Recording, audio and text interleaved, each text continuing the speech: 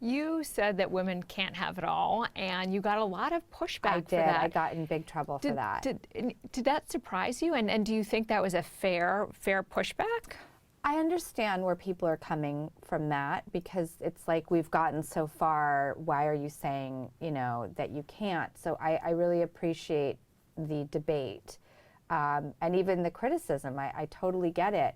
But what I was trying to say is, you just can't have it all in that same moment. It's, for me at least, it's not possible to feel like, you know, I don't know. I also just don't feel that way in life. I never feel like doing it all, doing it, having it, feeling good about it. I'm always like, this is a hot mess, and I need to make the best of it that's possible. And when I feel best, or I sleep best at night, is when I'm like, I was a mom first, and somehow I balanced it all a little bit today, but I never like went and hit the pillow and was like, yep, did it all today. I'm like, ooh, phew, I think people at work don't hate me today, and my kids are feeling like mom was there, and this is good. So many women share that struggle of feeling overwhelmed, feeling like life is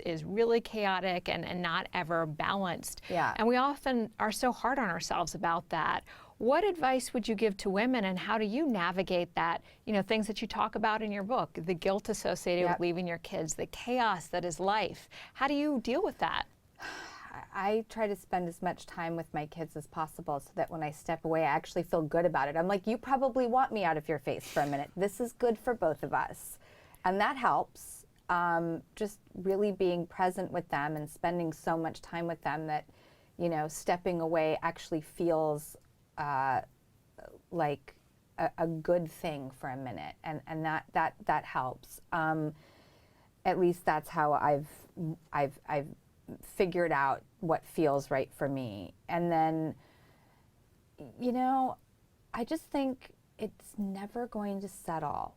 Like, it's nothing. Work is never going to be like, yep, it's so organized that if you just do this, this, and this, you'll check the work boxes. And kids are never going to be the same from day to day. So if you just do this, this, and this, then you'll check all those boxes today. And, you know, then there's your marriage, there's your friendships, there's, God forbid, yourself for a minute. I mean, you're last on the totem pole if you're a caring person. But I think if you just, I know if I try to let everyone know how much I loved them that day, and like, that makes me feel good. You work in a really interesting industry where age is almost a detriment, right? Where youth is prized, where someone pops up the next day, an emerging star, and also an industry for women that particularly challenging with things like, you know, those issues, as well as the pay gap. Something gets talked about a lot. The pay gap is important. So as a woman who has built a very successful career in that industry, how do you reflect back on that? What do you describe this dynamic from your vantage point? I think you just do the work, and you try to have as much fun as possible, and you work hard at things. It's not going to happen again because you want it to. It only happens because you are willing to stay up late at night and work on the weekends, and like, honestly, kill yourself along the way, and have like an insane work ethic, and be diligent, and not screw people over, and make it a joyful thing that everybody wants to, like, you know, commit that same kind of focus, time, and energy to. I think, especially in this day and age, you know, the quieter you are, the louder you can be. Nan actually said a quote to me. I loved it so much. She always has the best quotes, and she puts them on little frames on her desk. Like Abraham Lincoln, when I do good, I feel good. When I do bad, I feel bad. That is my religion. Perfect. Thank you. Check, please.